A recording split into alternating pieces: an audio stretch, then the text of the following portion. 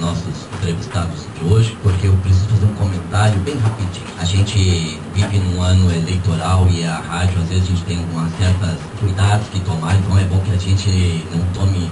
A gente não toma, né, o prefeito, as pessoas que são aqui convidadas da vida, a gente fala só sobre as situações, dos problemas da cidade, a gente quer resolver, quer fazer um relacionamento. Mas eu quero citar um exemplo muito forte que houve aqui, até porque eu quero perguntar para o prefeito, na sequência do meu comentário, sobre a situação de futuro.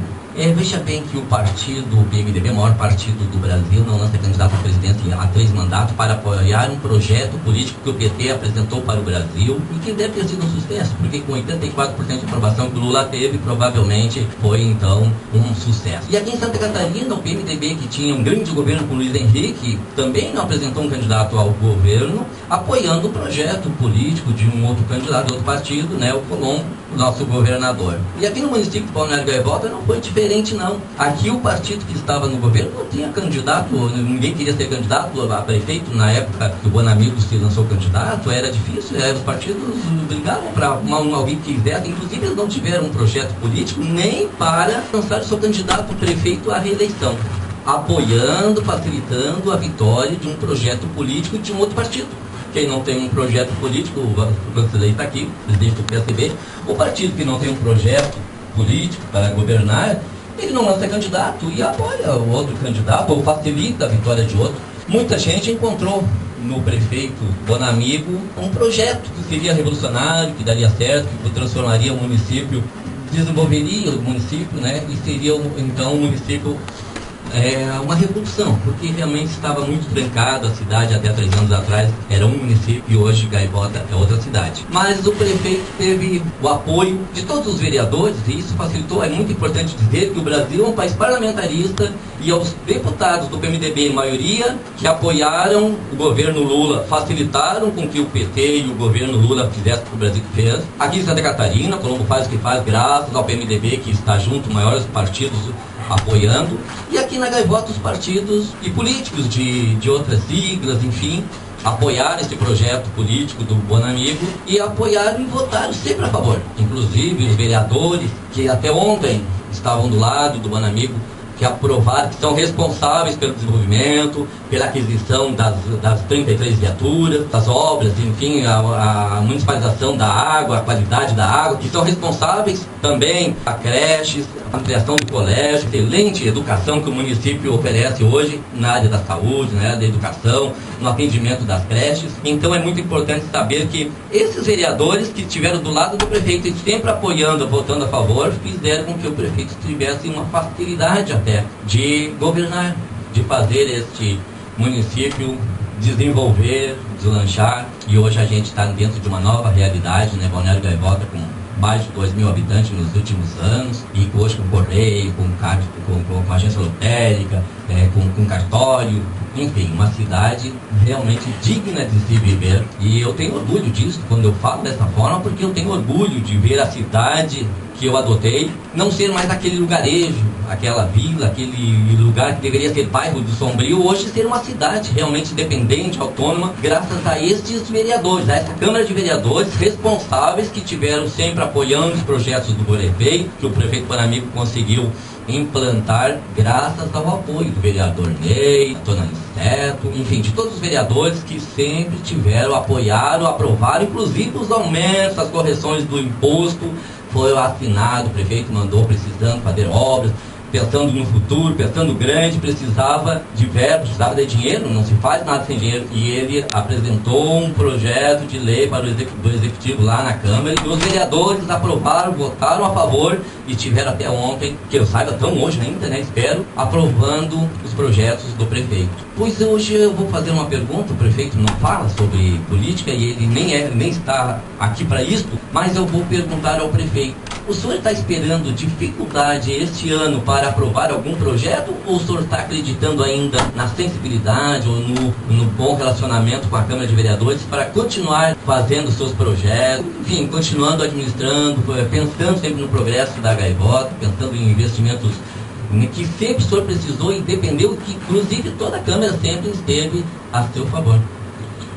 Olha, Carlos Alberto, é claro que para que o Legislativo vote de uma forma correta, e adequada, é preciso que ele seja esclarecido adequadamente também sobre os projetos que lhe são encaminhados. As justificativas eu tenho procurado pedir ao nosso pessoal que a elabora, que façam, eu dou contribuições, que fique bem claro a motivação daqueles projetos que são encaminhados à Câmara. Eu acho que o Legislativo Municipal tem muita dificuldade de ser encontrado um bom projeto.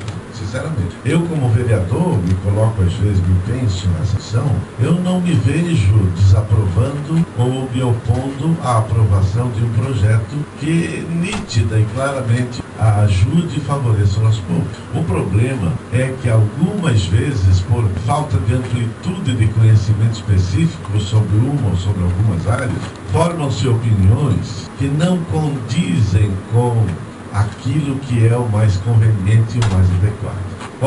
Ainda ontem, fruto de um trabalho de um rapaz que se incorporou à nossa equipe e que tem me surpreendido pela dinâmica, pela inteligência e pela extensão do trabalho que realiza. O Marcelo é do nosso departamento jurídico, mas tem demonstrado assim uma boa vontade, um entusiasmo pelo trabalho muito fortes e uma inteligência privilegiada. E eu pedi a ele que verificasse para mim o comportamento da receita corrente do município vizinho do Arroio do Silva no último ano, porque me disseram que nós teríamos chegado a uma receita corrente semelhante a deles, ou igual a deles, e acabei recebendo um trabalho comparativo da receita corrente global desde 2007 até 2011, e inclusive dos principais itens da receita tributária própria do município. Item por item, ITBI, taxas de um modo geral, IPTU, uma série de questões assim relativas à composição. E depois de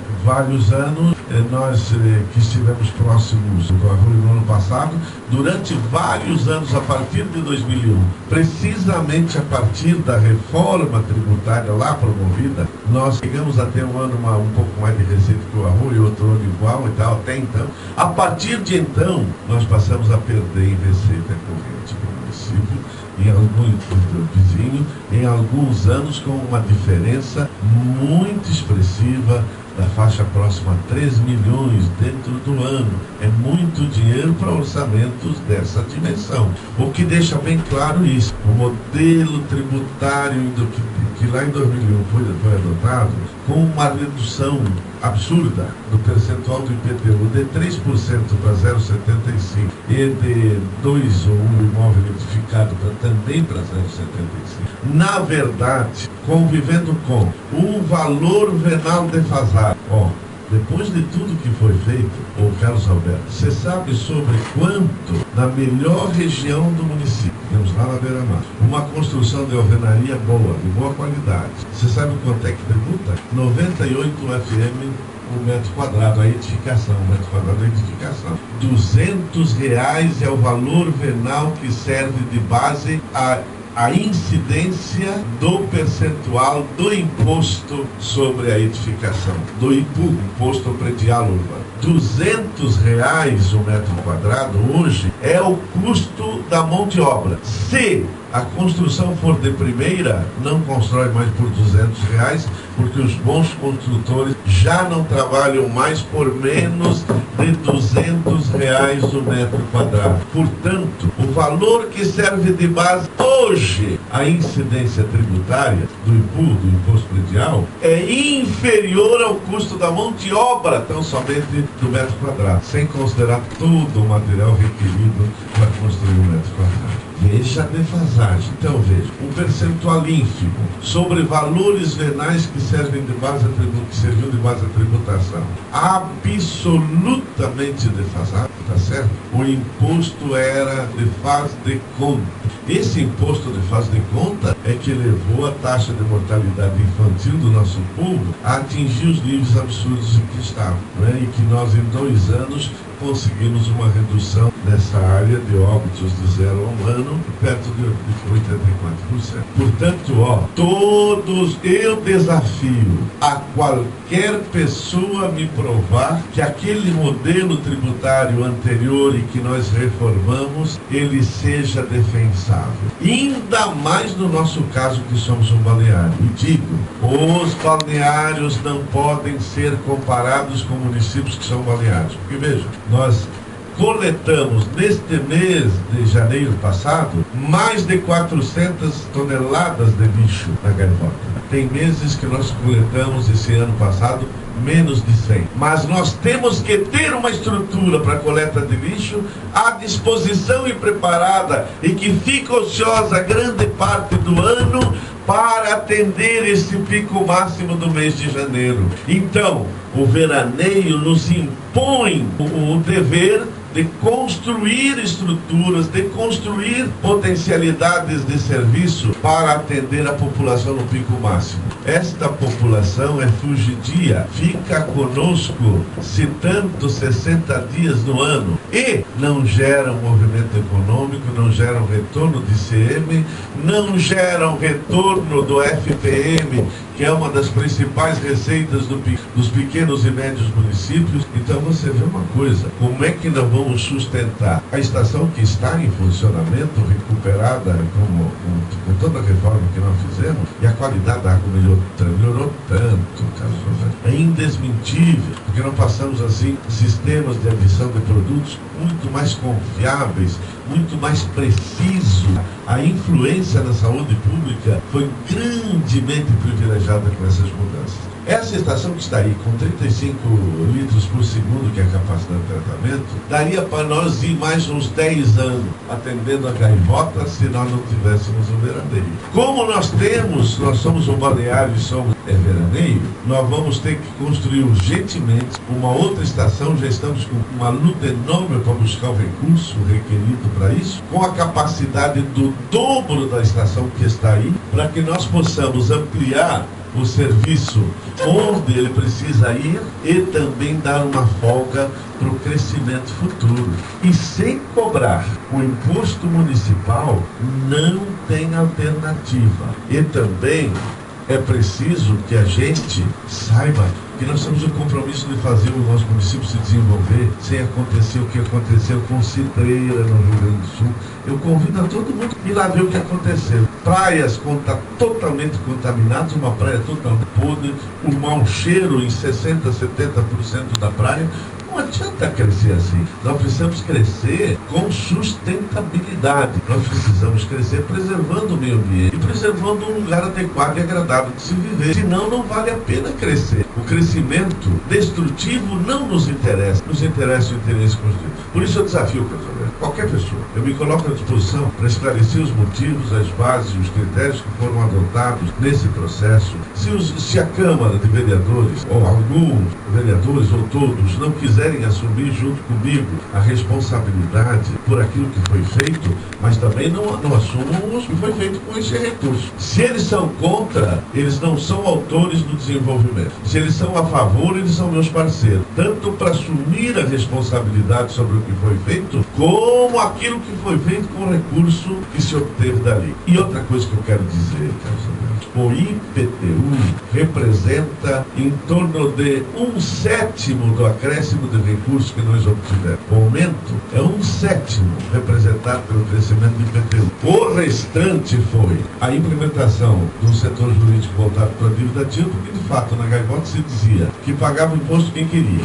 E era verdade, porque ninguém fazia nada para cobrar. Agora veja, não é justo eu cobrar do Carlos Alberto e deixar o Francis Ley que não paga sem ser molestado. Não pode. Tem que haver critério, tem que haver justiça. Todos são iguais, todos têm dever. Óbvio, as pessoas, o poder público tem também que ser solidário. As pessoas que se encontram em dificuldade por uma série de razões, por acidente, por doença, por uma série de reveses da vida, essas sim precisam da nossa assistência e precisam também um tratamento tributário diferenciado que nós criamos. E a Câmara foi parceira conosco nesse projeto de isentar aqueles que não têm condição de pagamento, que estão mais precisando de ajuda do poder público para suprir as suas necessidades básicas e essenciais e consequentemente não têm condição de fazer aquele dispêndio com o IPTU. Está aí, tendo uma moradia só, sendo um morador fixo da gaivota, que já nos traz o FPM, etc., nós podemos e devemos fazer este apoio, nós devemos estar solidários com essas famílias e oferecer isenção. É só pedir, né? Se tem renda familiar igual ou inferior a 2 salários mínimos, um único imóvel no município destinado à moradia própria, essa pessoa pode ir à prefeitura e pedir, é lei, é direito, está à disposição.